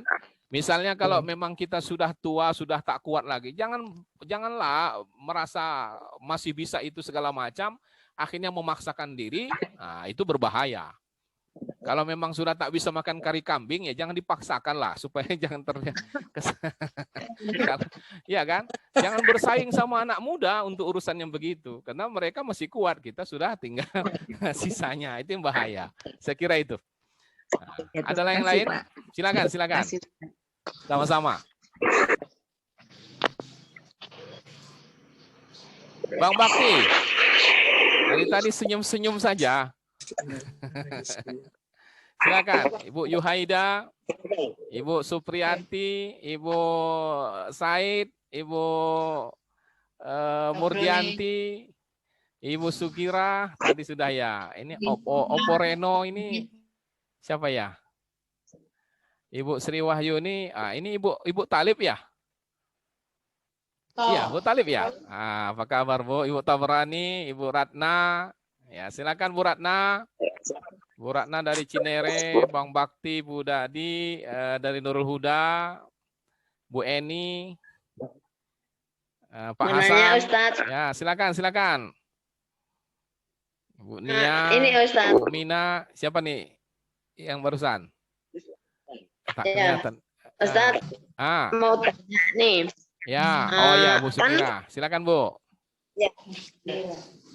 Ada kan kalau kita durhaka kepada orang tua. Udah ketahuan ya. Kalau kita yang durhaka kepada Allah, itu yang bagaimana ya Ustadz ya? Misalnya gitu, perbuatan gimana gitu. Ya, durhaka kepada orang tua, durhaka kepada Allah. Yang Ibu tanya yang durhaka kepada Allah.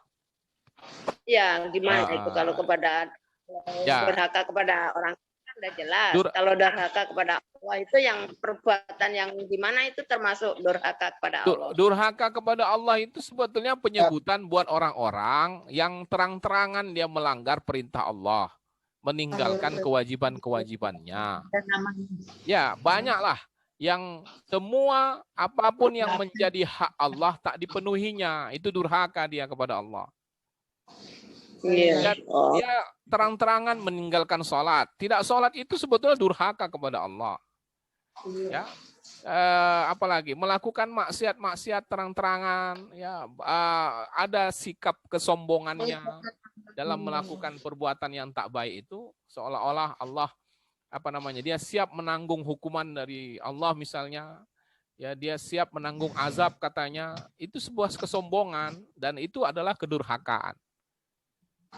Nah, itu aja ukurannya. Jadi apapun yang kita lakukan, ya perbuatan-perbuatan yang melanggar ketentuan Allah, tidak menjalankan perintah Allah, meninggalkan larangan dengan penuh kesadaran kita ya, bukan tak sadar, bukan tak sengaja. Sengaja dan sadar, maka itulah yang disebut dengan kedurhakaan. Ya. Begitu Ibu. Ya, makasih ya Ustaz. Sama-sama. Salam. Ibu Nelly, Ibu Yuhaida, Ibu Mbak Enda, Pak Sunarko, ini beserta Ibu barangkali ini. Silakan. Bu Hanim. Ada pertanyaan?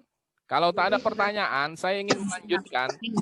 Ya, Bapak Ibu, saya ingin melanjutkan sebuah tambahan ya. Yang ini barangkali sering kita dengar bahwa ada yang konon disebut sebagai hadis Nabi, yaitu ungkapan i'mal lidunyaka ka'annaka ta'ishu abada wa'mal li akhiratika ka'annaka tamutu ghada. Kita mungkin sering dengar ini. Berbuatlah, beramallah untuk duniamu seolah-olah engkau hidup selama-lamanya.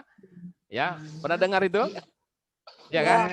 Dan berbuatlah untuk akhiratmu seolah-olah engkau mati besok. Nah, ada kan itu? Nah, itu sebetulnya kalau kita lihat dari kesahihan sumbernya, itu bukan hadis Nabi. Ya, itu bukan hadis Nabi. Konon banyak sekali riwayat tentang itu. Ya, ada yang mengatakan itu adalah ungkapan atau ucapan dari Ali bin Abi Thalib. Ya, ada juga yang mengatakan itu dari Ibnu Umar. Jadi banyaklah yang meriwayatkan tentang itu.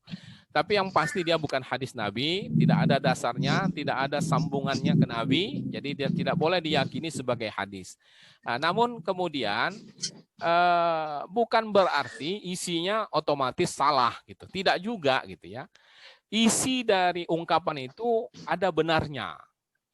Jadi walaupun secara sumber dia tidak kuat atau tidaklah boleh dikatakan hadis, tapi bukan berarti dia salah. Ya, isinya itu ada benarnya. Ketika dia mengatakan berbuatlah atau beramallah untuk akhiratmu, ya, untuk duniamu, ya, itu maksudnya seolah-olah engkau hidup selama-lamanya. Itu artinya kalau kita sadar atau kita merasa akan hidup selama-lamanya, maka jangan terlalu ngotot ngejar dunia itu. Toh masih banyak waktu, kira-kira begitu. Ya, maka manfaatkanlah apa yang sudah kita dapatkan sekarang ini untuk kebaikan. Jadi santai aja, jangan terlalu apa ya, kalau istilah orang kita sekarang ngoyo ya, ngoyo Bu ya. Apa ngoyo ya Bu ya? Betul ya, ngoyo ya. Ya, jadi jangan terlalu ngoyo dengan dunia ini, jangan terlalu dikejar kali lah. Toh kita merasa hidup ini bakal lama kok gitu. Nah, itulah untuk urusan dunia. Jadi berbuatlah untuk dunia itu artinya bukan berarti kita memisahkan dunia dan akhirat, tidak. Ya, maksudnya itu adalah kita melakukan sesuatu yang berhubungan dengan kepentingan dunia dan akhirat kita gitu. Nah, maka kalau dikatakan berbuatlah untuk duniamu seolah-olah engkau hidup selama-lamanya, maka manfaatkanlah hidup di dunia ini. Jangan terlalu kita ngotot mengejarnya sampai menghabiskan usia. Toh kita masih lama kok tinggal di sini. Begitu kira-kira. Sama dengan orang berada di satu tempat ya. Ibu bapak jalan-jalan kemana misalnya, rekreasi, ke puncak misalnya ya. Kita jalan-jalan ke puncak. Sampai di tempat, ada orang yang begitu sampai dia langsung jalan-jalan gitu. Ada kan? Ya kan? Sementara ada yang santai-santai aja dia di vilanya. Masih lama. Nah, kenapa? Karena dia berpikir masih lama kok. Ya, orang kita di sini seminggu ngapain ngotot-ngotot kita langsung kejar ke sana kemari. Itulah kira-kira maknanya itu. Sedangkan yang merasa sebentar, nggak ada waktu. Wah, begitu sampai belum sempat ngapa-ngapain, dia udah langsung keliling-keliling. Nah, itu yang bahaya itu. Ya kan? Jadi apa yang dikatakan di situ bahwa berbuatlah untuk duniamu seolah-olah engkau hidup selama-lamanya. Maksudnya itu supaya kita jangan terlalu ngotot lah, ya, jangan terlalu ngoyo menjalani kehidupan ini. Santai aja kalau untuk urusan dunia mah. Apa yang sudah dapat syukuri aja gitu. Ya, jangan terlalu kita kejar-kejar, nanti malah celaka. Ya kan? Nah, itu makna yang pertama. Sedangkan yang kedua, berbuatlah untuk akhiratmu, ya. Berbuatlah untuk akhiratmu itu seolah-olah engkau mati besok. Ini juga positif sebetulnya. Ya kan? Dunia saja tadi positif, apalagi yang kedua ini, ya, bahwa supaya kita segera bertaubat. Jangan pikirkan nanti kalau kita berencana terus seolah-olah kita hidup selama-lamanya, maka nanti sajalah taubatnya. Nah, itu bahaya. Jadi kalau kita katakan berbuatlah untuk akhirat, itu positif dalam arti memotivasi kita agar segera taubat dan beramal salih. Jadi ungkapan ini sebetulnya tidak salah, ya, tergantung bagaimana kita memahaminya, ya, dalam kerangka yang benar. Berbuatlah untuk duniamu seolah-olah engkau hidup, maka dengan demikian jangan terlalu ngotot mengejar kenikmatan dunia, santai saja. Toh kita masih lama, ya kan? Tapi berbuatlah untuk akhiratmu seolah-olah engkau mati besok, menunjukkan segeralah bertaubat, segeralah beramal. Toh dengan segala kenikmatan dunia kalau kita gunakan untuk beramal, itu akan menjadi lebih baik. Nah, itulah tambahannya barangkali. Ada pertanyaan? Silakan.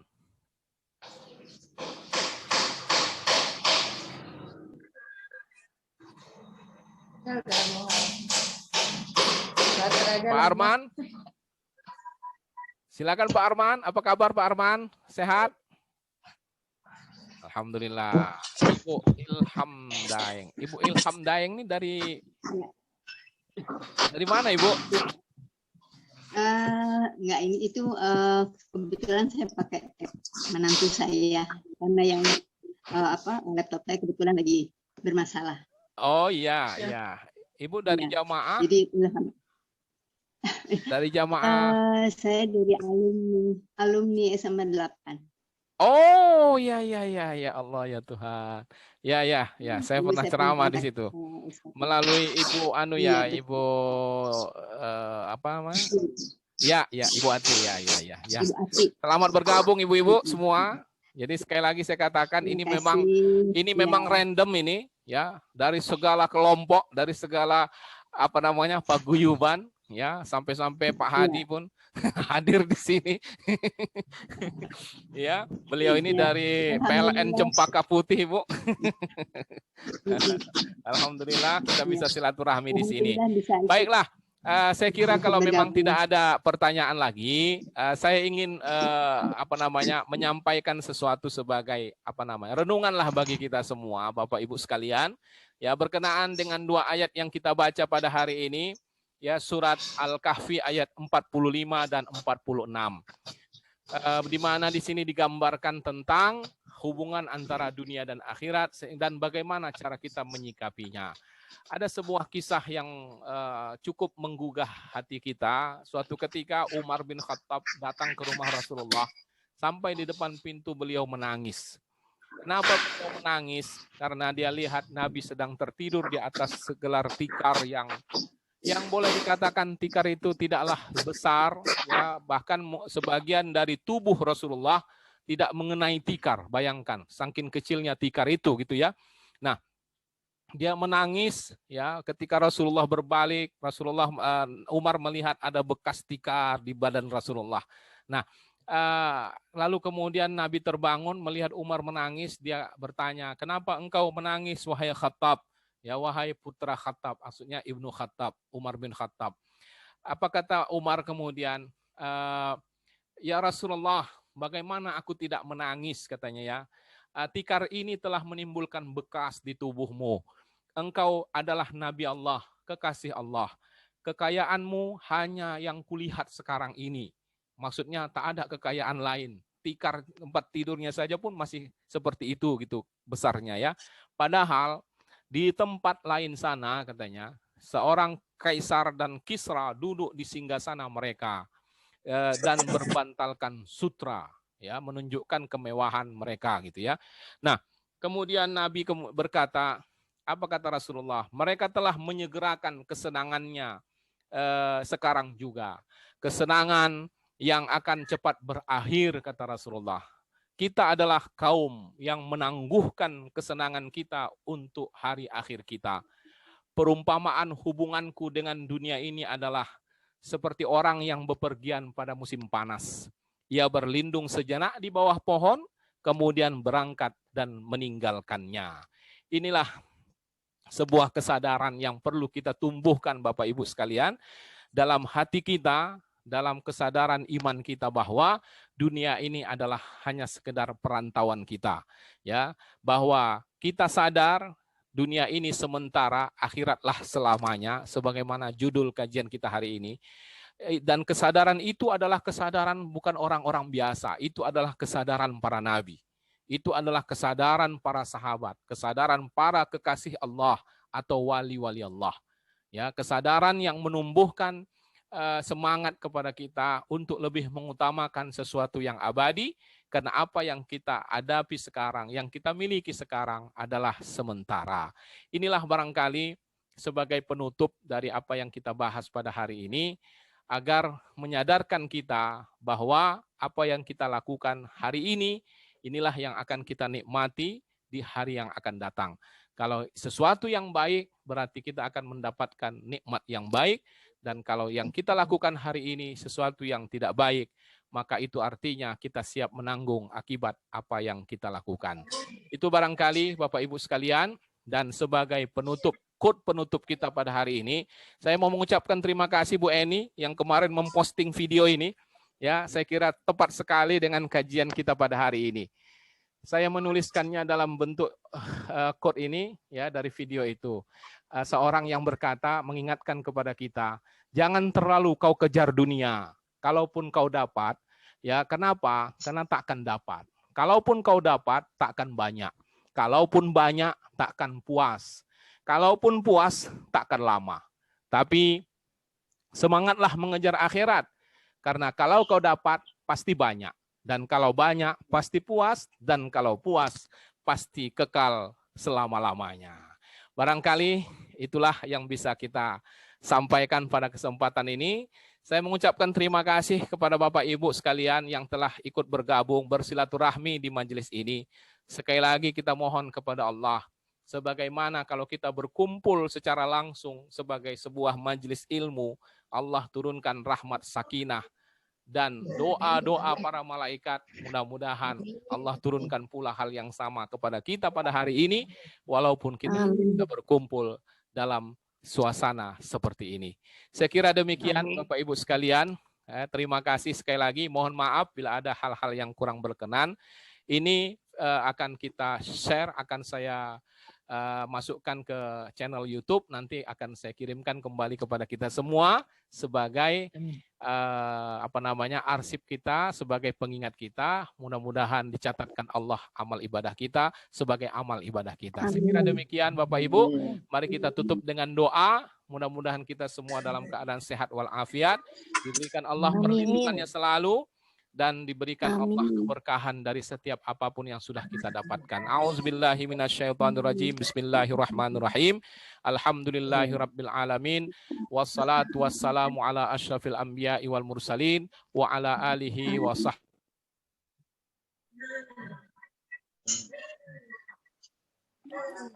Muhammad. Allahumma rabbana taqabbal minna innaka antas sami'ul alim wa tub alaina innaka antat tawwabur rahim. Allahumma 'allimna ma jahilna wanfa'na bima 'allamtana wa hab lana quwwatan lin'amala ma 'alimna innaka 'ala kulli syai'in qadir. Allahumma sahih ajsadana wa sabbit imanana wa ilal khairi qarribna wa 'anil syarri ab'idna warzuqna rizqan halalan tayyiban mubarakan wasi'a innaka 'ala kulli syai'in qadir. Allahumma la sahla illa ma ja'altahu sahla wa anta taj'alul hazna idza syi'ta sahla. Sahil umurana umurat dunya wal akhirah. Rabbana hab lana min azwajina wa dzurriyyatina qurrata a'yuni waj'alna lil muttaqina imama. Rabbana atina fid dunya hasanah wa fil akhirati hasanah wa qina adzabannar. Wa sallallahu wa sallama alaihi walhamdulillahi rabbil alamin. Subhanakallahumma wa bihamdika asyhadu an la ilaha illa anta astaghfiruka wa atubu ilaik. Bapak Ibu sekalian, saya tak bisa sebutkan satu persatu lagi. Semoga mudah-mudahan kita semua satu rombongan yang sama menuju surganya Allah Subhanahu wa taala. Amin ya rabbal alamin. Wal afu minkum. Wassalamualaikum warahmatullahi wabarakatuh. Sampai ketemu di Kamis yang akan datang. Terima kasih banyak Ustaz. Sama-sama Ibu. Sama-sama semua. Sama-sama Pak. Pak Samsul, Hadi. Alhamdulillah beres urusan saya. Ya, makasih ya. Sampai ketemu lagi Kamis depan ya. Mudah-mudahan kita sehat. Sehat Ustaz, jaga kesehatan. Amin. Insyaallah. Baik, assalamualaikum. Waalaikumsalam. Pamit duluan ya.